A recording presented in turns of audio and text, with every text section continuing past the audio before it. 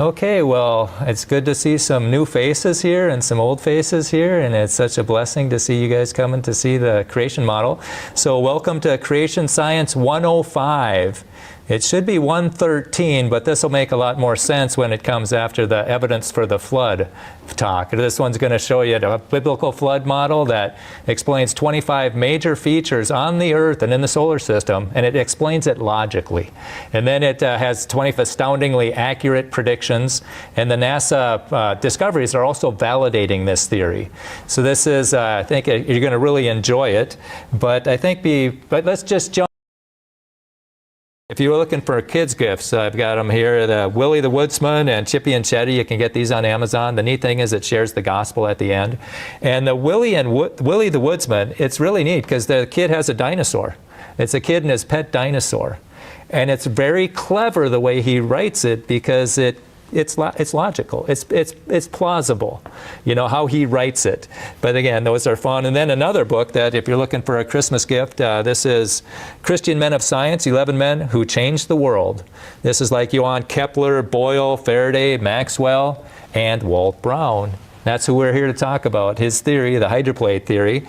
And if you want to hear this book in an audio form, I read it on my YouTube channel. This is, and I read it on Zoom. It's 120 minutes long. I should have been cut off at the 40-minute mark, but it didn't cut me off. So you get the whole talk there, and he's just an amazing guy. And so he went to heaven, I believe, on September 27th, just a couple of months ago, or almost 2 months ago. And he was here 88 years. And he had his birth and a dash and then his death. And he made the most out of his dash. You know, the time he was here, I think he's going to be remembered of today's Isaac Newton. He just has so many things. He's connected so many dots. And he got a PhD from MIT. We'll get into that. And so if you're looking for something to do, and this was happened even before he went on to heaven, we were putting together this week of celebration. The Hydroplate Theory Week of Celebration is going to be December 1st to the 6th at 7 p.m. and you can watch it on YouTube on the Hydroplate channel. And we've interviewed a bunch of people, and I'm so excited to see that. I was like a kid in a candy store learning more about the Hydroplate, learning more about Walt Brown. So that'll be December 1 to 6. And that'll be 7 p.m. Central Time. And I talk to creationists and they say, well, it doesn't matter how the flood got here. Nobody cares. Oh, they do care. Absolutely, they do care. I got this email. You might have seen it before. There are few things in life that have ever excited me as the topic of hydroplate theory. And it is amazing. It's like having the answers to the exam. Whenever they find something new, discover something new, the hydroplate seems to validate it. And this one, I got an email. She's been praying for a friend who works at a place. She said, I've been praying that God would send intelligent Christian clients who would talk to him. Brian, you were an answer to prayer. Your conversation with him has opened his mind, and I believe he's been watching your videos a bit because he shared one with me. And with tears in my eyes, thank you from the bottom of my heart. It's like, wow, that was pretty touching. And so I emailed her and I thanked her for the kind words. And I said, and by the way, what video did he send you? You know, I got a couple hundred videos from dinosaurs to, you know, the Garden of Eden to, you know, the creation methods and all this stuff. And she said, it was this one. The hydroplate overview is about 20 minutes long. I gave it at the Rotary Club, and it's probably one of the worst sounding videos I have. You know, the audio is not very good, but yet that was the one that he sent because it answers so many questions. These are screenshots from secular journals and articles. And researchers want to know why, unexpected, fossil oddity, long-standing puzzle. I totally didn't believe it. It shouldn't exist. Scientists puzzled, double-ended mystery, surprising features. Well, why are they so surprised? It's because their perspective of the past is wrong. They got a blind chance perspective of the past. That's like thinking this building got put together by blind chance. That'd be absurd. How much more absurd to think our bodies got put together that way. And yet if that's all they're ever taught, they just memorize. They just memorize and conform. They don't think. And that's why we're here tonight. Otherwise, you know, you got more unanswered questions, hard to believe, world of surprises, major mystery, wrong direction, puzzled scientists, puzzled students. And the hydroplate answers all those. Every single one of them. but we don't have time to go through each and every one of them because it would take an hour and a half. But that's what I had when I spoke down. Somebody flew me down to Houston a couple of summers ago, and he wanted me to give a hydroplate talk at their hydroplate association, or at their Houston Creation Association. And so I gave it. And by the way, doing God's work, there's tremendous blessings. You know, Pete flew me down there. You know, it was great. He paid for my ticket. I stayed at his place for a week. He lined up a bunch of talks at a Sunday school and youth group and a chapel at a Bible college, and I gave this talk. And he made steak, an 1.25 inch steak, and he had a pack of it. And it was, oh man! And he smoked them and used hickory. And he's, you know, hospitality is his gift. He just treats you like a king. And that steak was so good because we don't even buy hamburger, you know. And so we have steak. So doing God's work has tremendous blessings. It's really neat how he takes care of his kids. But you can see this talk on my YouTube channel, and it's called The Hydroplate Flood Model: Answers and Accurate Predictions, if you want to see all those things answered. But let's get back to Walt Brown. This guy was a West Point grad, an Army Ranger, a paratrooper. He got his PhD from MIT in mechanical engineering. That's the best engineering school in the country. And that's where he wanted to go. And when he tested to get in, he was in the 99th percentile. And so he's sharp. And he ran the Benet Military Lab, where there's hundreds of people working there, dozens of PhDs, and he's the top dog. And he taught at the U.S. Air Force Academy, and he also was the Chief of Science and Technology Studies at the Air War College. So he's incredibly sharp. And he was driving through Kansas. I used to say South Dakota because that's how I heard it. But then when I read his biography, it's Kansas. He's going through Kansas, and he hears on the radio that they found Noah's Ark on a mountain. And he pulls over and gets the call letters and calls up the radio station eventually and gets the contact information for the people that were on that show. And he got to know the guy, and the guy would stay at Walt's place when he was in the area, and they'd stay up late trying to figure out this flood of Noah. And it's like, well, how in the world can you cover all the mountains with water? And then and he's like, where'd all the water come from? And his friend said, well, maybe outer space. And then Walt says, yeah, but then where did it go? And they just kept on puzzling about it. And he thought, well, if there was and by the way, that's what the Bible says, all of the high hills under the whole heaven were covered, you know, like 15 cubits. And so this isn't a tidal wave going across the earth. This is the earth covered, all the high hills. And so, and that's, you know, that's kind of a shot at the catastrophic plate tectonics model, because that shows tidal waves going over, and that doesn't get all the high hills all at once. Okay, and so then he's thinking, well, if there was an ark on the mountain, that would mean the whole world was covered with water, and that would mean a whole bunch of plants and animals were covered with mud and turned into fossils. And he thought, wait a minute, if fossils are evidence for a flood, what's the evidence for evolution? And he starts to ask his PhD colleagues, and he doesn't get any evidence. And then as he's reading in the Bible, he reads in Psalm 136, to him that stretched out the earth above the waters. Above the water. The earth is above the water, so that means there's water under the earth. And then it says, he gathers the waters of the sea together as a heap. He lays up the depth in storehouses. So there's storehouses of water, and it looks like they're under the earth, the same day were all the fountains of the great deep broken up. And hast thou entered into the springs of the sea? And so there's water inside the earth. And so I had given this, this is the 9th edition, but I gave the 8th edition when a few years ago, to a professor at St. Cloud State. Because I said, hey, you don't have a theory for Grand Canyon. You want to see a theory that works? And she said, yeah. And she took the book.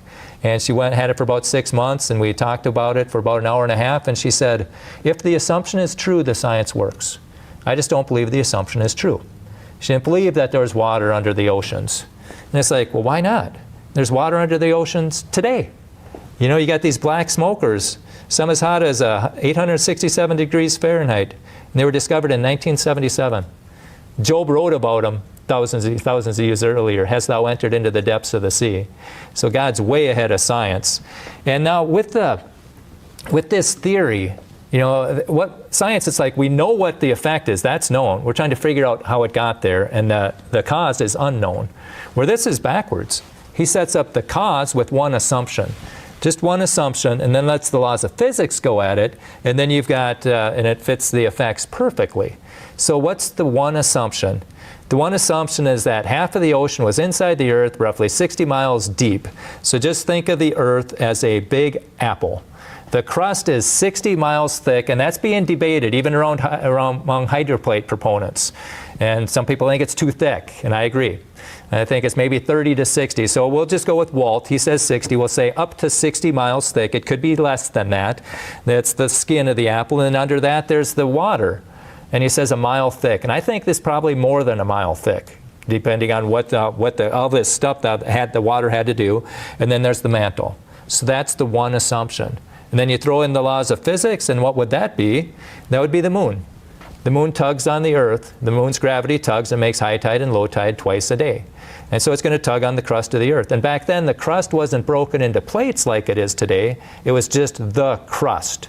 So it'd stretch and compress twice a day, and that was generating heat. Like if I had a wire up here and I bend it back and forth, that's going to generate heat.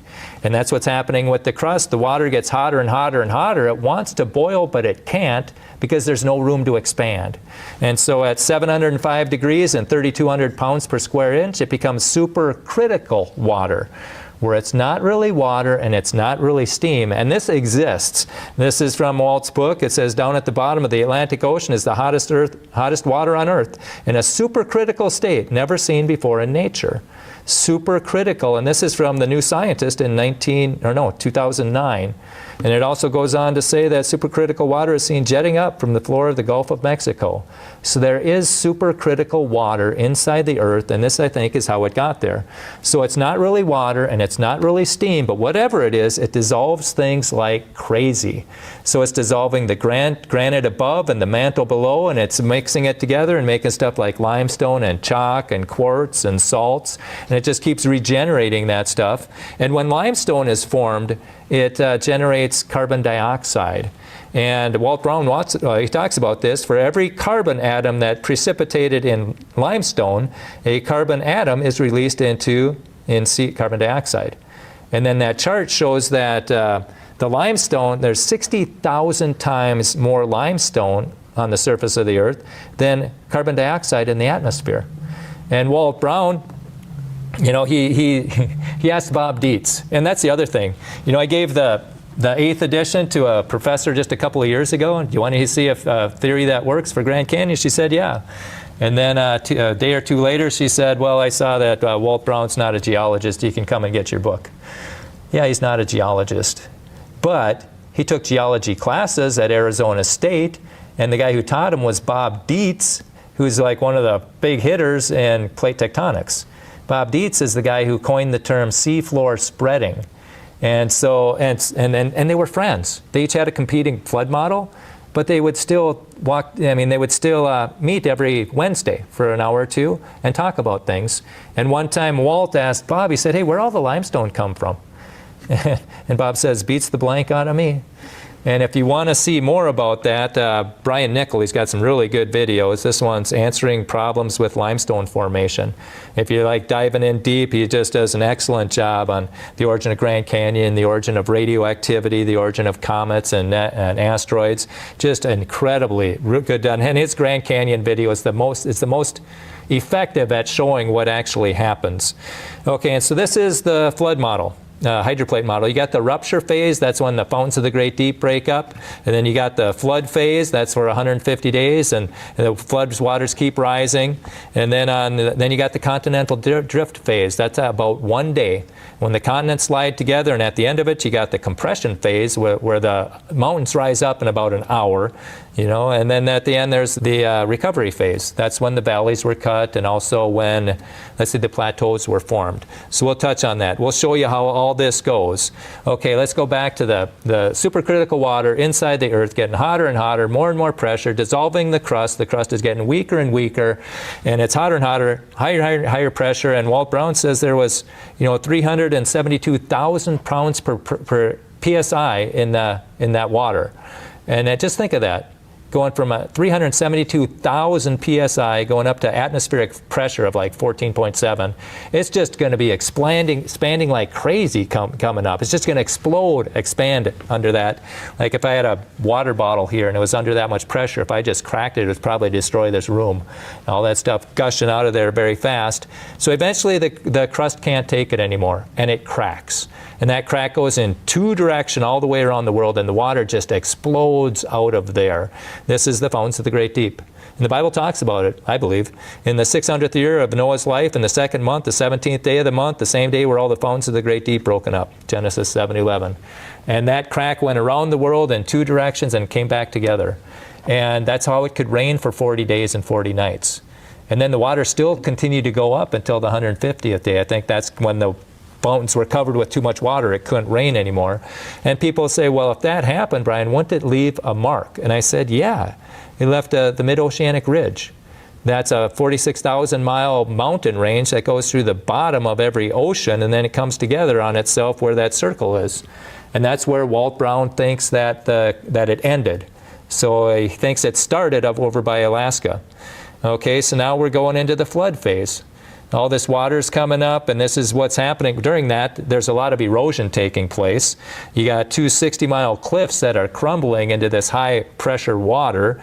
And on Earth, you can only have a cliff 5 miles high before it can't hold it underneath.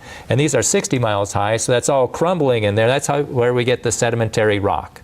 So the granite's eroding, the mantle's eroding, and then there's cementing agents inside that water, and that's how you get the sand to turn into sandstone.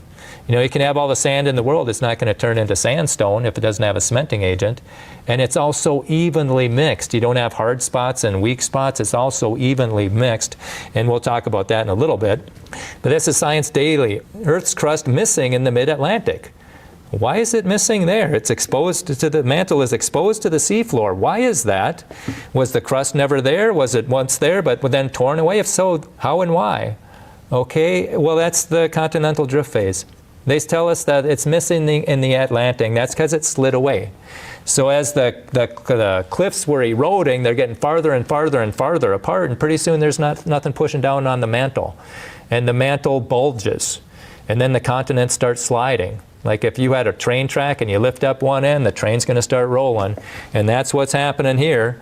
And Walt says, imagine how fast a skater or a hydroplate would slide down a mountainside the size of the mid-Atlantic ridge, whose surface was 50 times slicker than liquid water.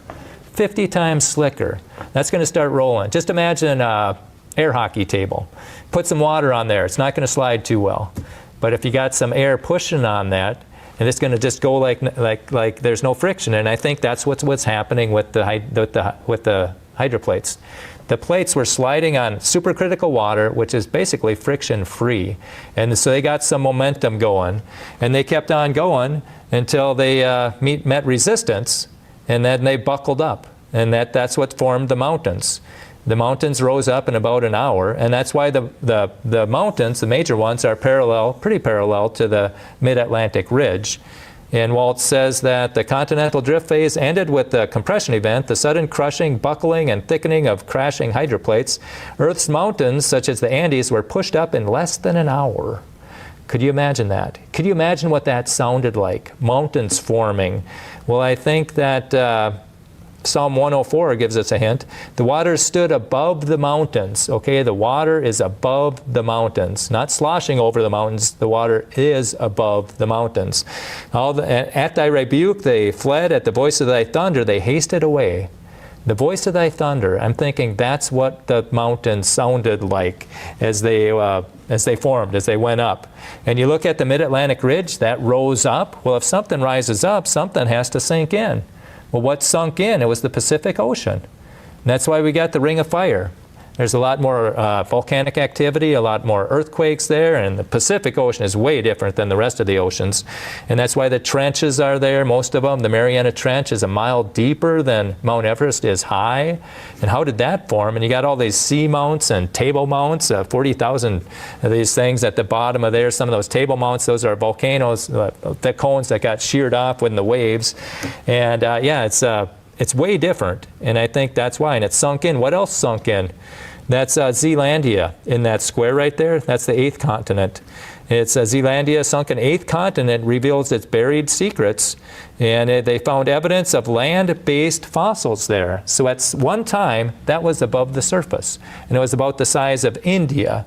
And what I like about Walt Brown's book is that pretty much at the end of every chapter, there's a decision table where you got the theories on top and the features on the side, and then you red, green, and yellow. Or, red is it's not good at all. Green says, yeah, it explains it really well. And then yellow is maybe. And you look at the, trying to explain the trenches, earthquakes, and the ring of fire. And under the hydroplate, it's green all the way down, except for a few yellow, 1 yellow, 2 yellows. And if you look under plate tectonics, it's red all the way down, except for a couple of yellows. And I just am baffled why we aren't talking about this theory more. But this is a compression event. Those big plates are sliding friction-free, and they keep going until they run out of water, meet resistance, and then they buckle up. And that's incredible pressure, incredible friction, and that's going to melt some of that stuff and turn it into magma. And that's going to be how our coal and oil and marble and diamonds formed. They all needed heat and pressure to form, and this is what supplied it. And they find carbon-14 in all of those. They're not millions of years old. If you find carbon-14 in anything, it can't be more than 100,000 years old, because it's got a half-life of 5,730 years. So that millions of years propaganda is not true. And then this is the Gunnison Canyon. For scale, you look across the canyon, those trees on top are 15 feet tall. And look at that big canyon. And it's got crushed. Those are compression cracks. They got squished together, and as the pressure built up, they cracked, and the quartz inside melted. And you find this, I mean, what force could do that? What force could compress that much granite to make it crack? Well, I would say it's the plates that are sliding, and then one end stops, but the other end keeps going and crushes it, and you find the same stuff at the bottom of Grand Canyon. And Grand Canyon, and there's all these layers above it, all the layers that are just really sorted very purely. As the water's coming up, it's bringing all that sediment, the plates are kind of vibrating, and the waves are going across, so they call that, what do they call that? Liquefaction.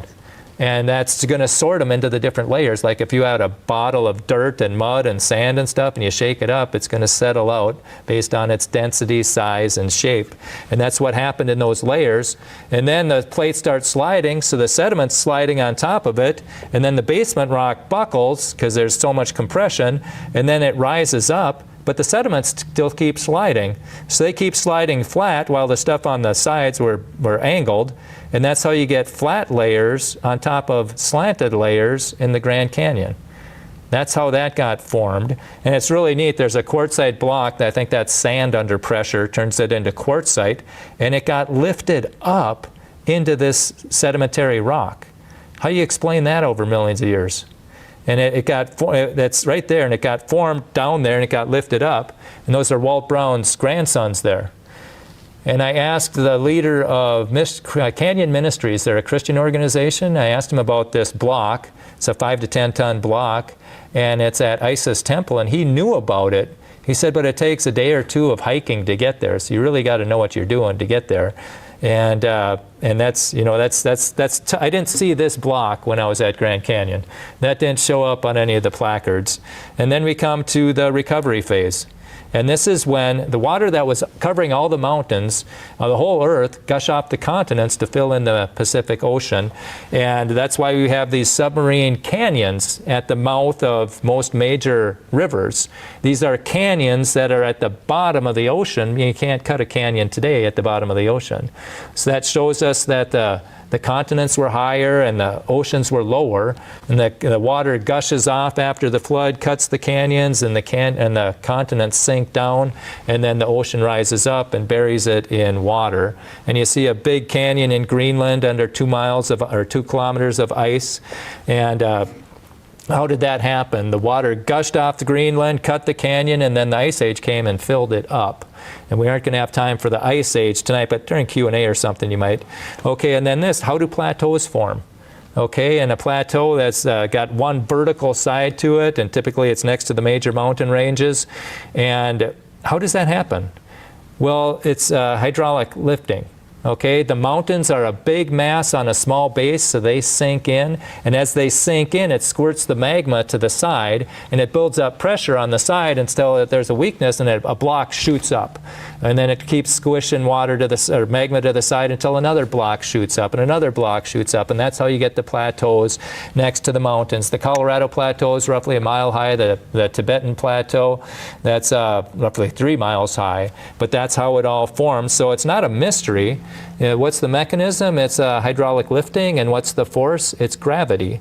And as it shoots out, some of this magma might squirt to the top. And then when it gets hard on top, then when a bunch of water comes by, which is the great denudation, you have to remove 2,000 cubic miles of sediment before you can start cutting the Grand Canyon. And so the water comes by, and it doesn't wash away the lava, but it washes away everything besides it. And so this is where you have Red Butte.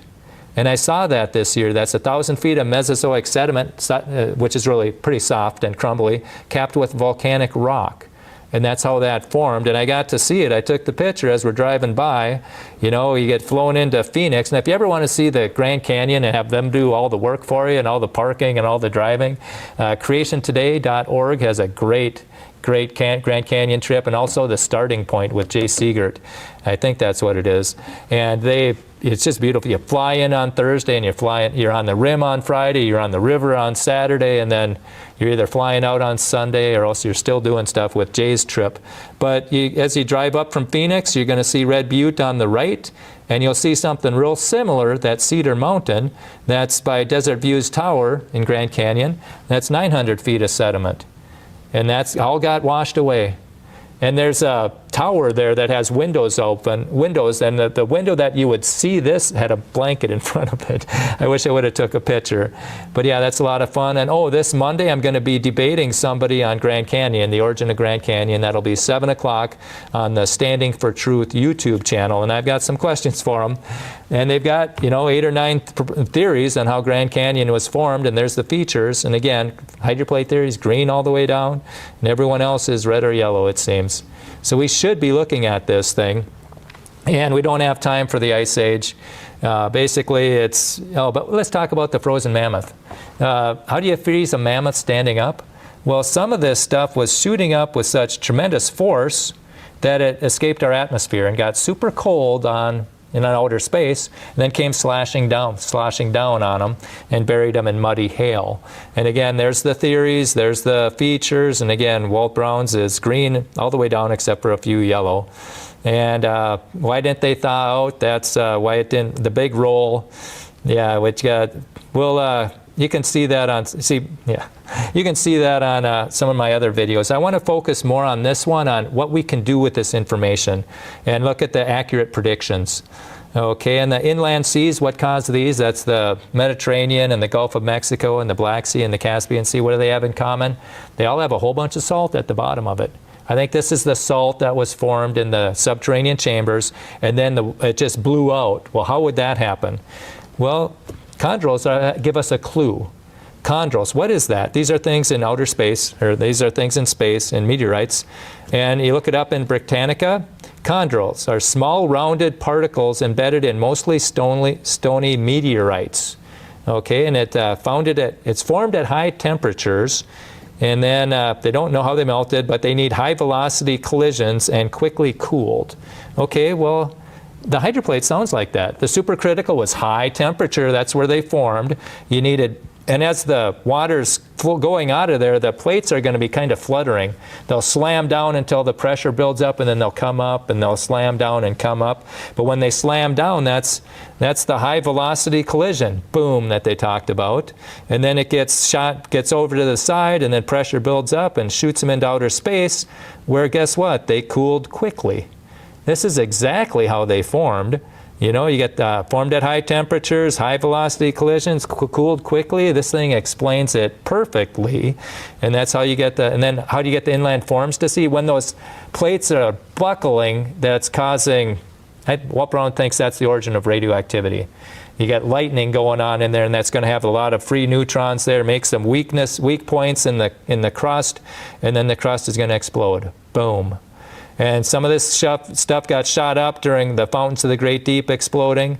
And some of it, not only did it escape our atmosphere, it escaped our gravitational pull. And that's where he thinks the comets came from, and the asteroids, and the trans-Neptune objects came from Earth. And when you look at all the theories and how they formed, again, he's got the strongest. And that's why he's able to make accurate predictions about what was in the comets. And I think we did a talk on that. Kevin Lee does an excellent job about NASA discoveries validating what the hydroplate theory would propose. And let's see here. And the near side of the moon is pounded, and the far side is peppered. Why is that?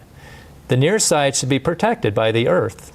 You know, anything coming in from the Earth's side, or the top or the bottom, it's going to get sucked to the Earth because of the gravity. But yet that's where the major impacts are. You got more moonquakes, you got more lava flows on the near side. It's because it came from the Earth. And so then there's predictions. You know, what are the predictions of the hydroplate theory? And there's 58 of them. And in print, there's about 7 or 8 of them that are accurate. But Fred McNabb, he went through and he found 20 of them. And we don't have time to go through all of them, but the accurate ones are in blue. The other ones are just numbered. So we'll just take a look at what was accurately predicted. Super rotation in atmosphere of Venus. And that was predicted, and it was validated. Salty water in very deep granite cracks was validated. Many fossilized whales at the base of the Andes. And you guys, this will be up on YouTube. You can take screenshots and look at his references. This is just, we're flying over the surface. Deep channels under Bosporus and Gibraltar. That was validated. Granite layer deep under the Pacific floor. That's my guess is that would be Zealandia. And then fossils of land animals, not just shallow water plants, will lead to be found in near trenches. Oh yeah, it was shallow water fossils and in and near trenches. Trenches are way at the bottom. Okay, and the inner core's spin is decelerating. Apparently that's happening. And a unique chemistry of Grand Lake and Hopi basins. Those are 2 big lakes that are northwest of the Grand Canyon, and those were the lakes that drained to form the Grand Canyon. And if you want to learn more about that, that'll be Monday night when I debate the guy who's, he's debating that there was a little bit of water over a lot of time to make Grand Canyon. And I'm saying, no, there's a lot of water over a little time to make Grand Canyon.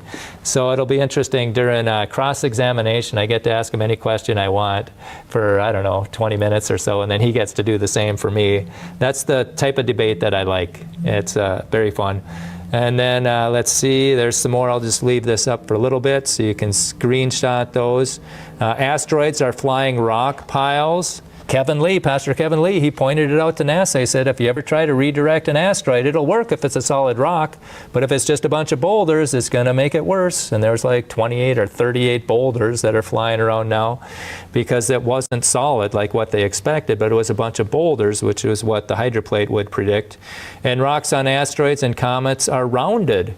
You know, if something slams together in outer space, it's going to be jagged. How do you get a rounded boulder up there?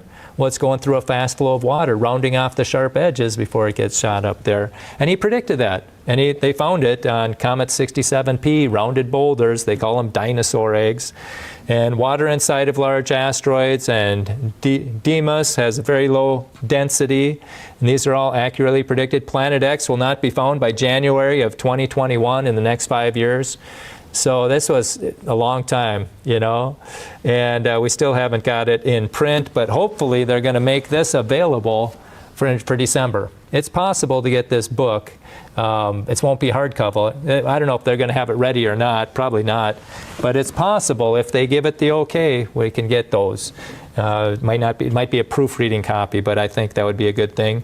Lineaments coordinate with earthquakes. Lineaments, those are straight cracks in the Earth's surface or the crust. Little radioactivity on Moon and Mars was validated. New telescopes will not find reionization of the intergalactic material, and I don't have a clue what that is, but apparently that happened. And carbon-14 in old bones, he predicted that, and it happened. And then comets formed will deliver lots of liquid water to Mars. and that's been validated. So there's about 20 of them. And let's see, what time do we got? I don't think we're going to show you this. You can see this on my YouTube channel, where Astro Alexandra really validates the hydroplate theory by talking about serpentine or serpentinite or serpentine that's only formed when water hits the mantle. And they find it up in asteroid Bennu, and it perfectly fits this. We'll skip it. Let's see. And this is what I really want to, and this is the drum I'm really focusing on. Dr. Thomas Chamberlain, over 100 years ago, he warned researchers not to let one hypothesis dominate their thinking. Instead, they should always have or seek multiple working hypotheses. And he said that'll sharpen our analytical skills, develop thoroughness, reduce biases, and you learn to discriminate and think independently. So otherwise, people just simply memorize and conform. And that's what's happening in our government schools. They're getting a blind chance perspective of the past, the Big Bang and evolution. That's all they're taught, so they don't think, they just memorize. But that's happening in our creation museums also when it comes to the flood models. They're just showing the catastrophic plate tectonics model. And so my challenge is, hey, which one's going to have the hydroplate theory in there first? Well, that's already been one. Broken Bow, Nebraska, they got the boneyards, they got the hydroplate in there.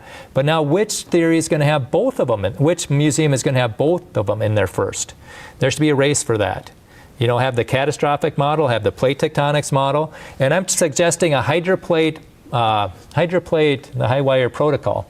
Hydroplate protocol, it's like before you present your theory, if you're a Christian, show us the biblical support you got for that theory. And then show us the accurate predictions that you've had with that theory. And then show us the pending predictions that are yet to be proven right or wrong. And the high wire hits the ball out of the park on all of those. And I've asked big hitters in the creation movements, you know, what's your biblical support that distinguishes you from the other ones? And they just say Genesis 6, 7, and 8. And that's just the flood ones. That doesn't distinguish it. What are your accurate predictions? And they don't make predictions. And then I asked somebody else, and he hasn't responded. So we're trying to get these guys to step up to the plate. And all these unexpected mysteries and things for the secular models can be answered with the hydroplate. And why is there still resistance? I'll let you guys screenshot that on the video. But this is the scientific revolution. That's what I'm pushing for. Widespread belief systems seldom change when frequently reinforced by influential institutions such as universities, media, religious institutions, and the scientific and intellectual elite. That's where we're at, folks. The people with the power have the power. They don't want it to change because they got the books, they got the funding. They don't want anything to muddy that up.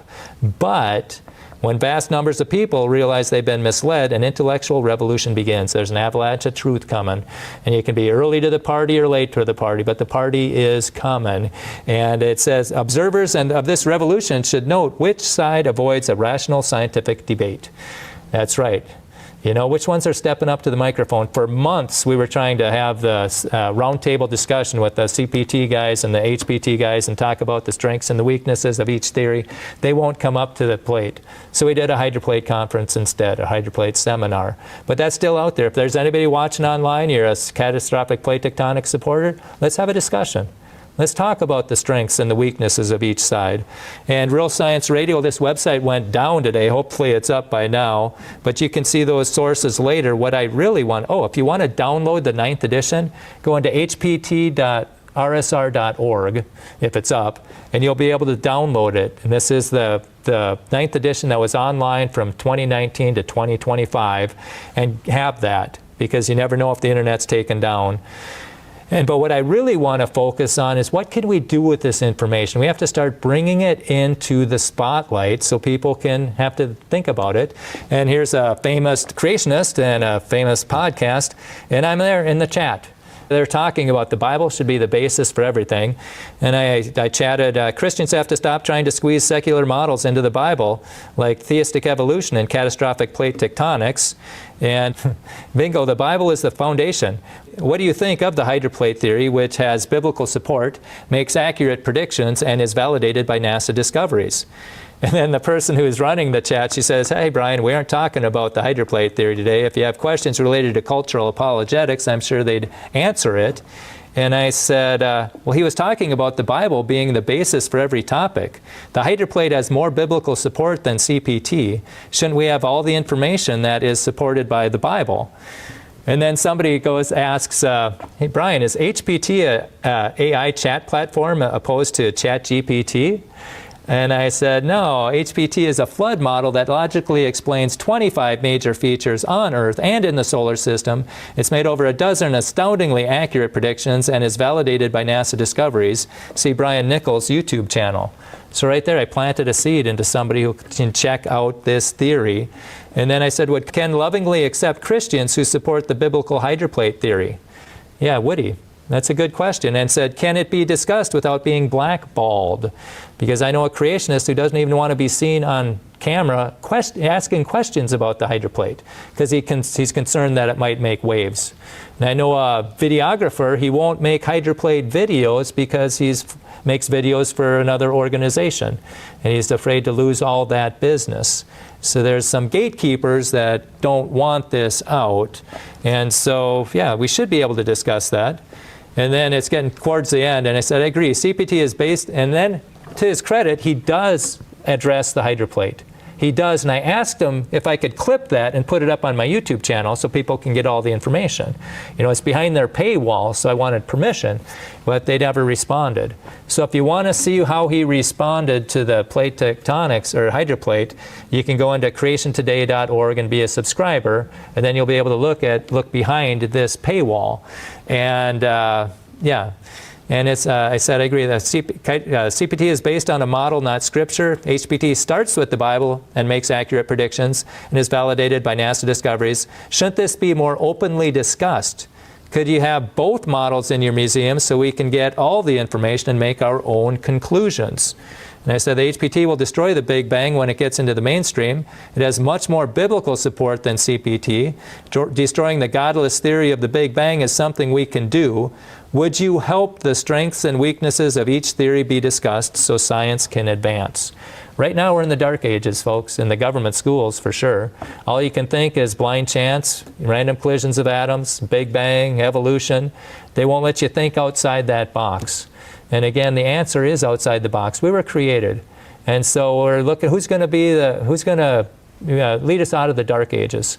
And when it comes to flood models, we're in the dark ages too in the creation organizations. They only allow you to think about the catastrophic plate tectonic one. And so we need to start asking questions and more people asking questions. And I was at I heard a Randy Galuza, highly respect him. Heard him speak, oh boy, I don't have time for this. I don't, but anyhow, maybe during Q&A. What else here? Let's see. Thank you for your insights on HPT. I do appreciate it not being swept under the rug. Can we compare the accurate predictions of each theory and let the truth prevail? That's what I'm trying to do. That's what we're trying to do. What would be wrong with having both flood models in your museums? That would help people think critically instead of memorizing what is presented.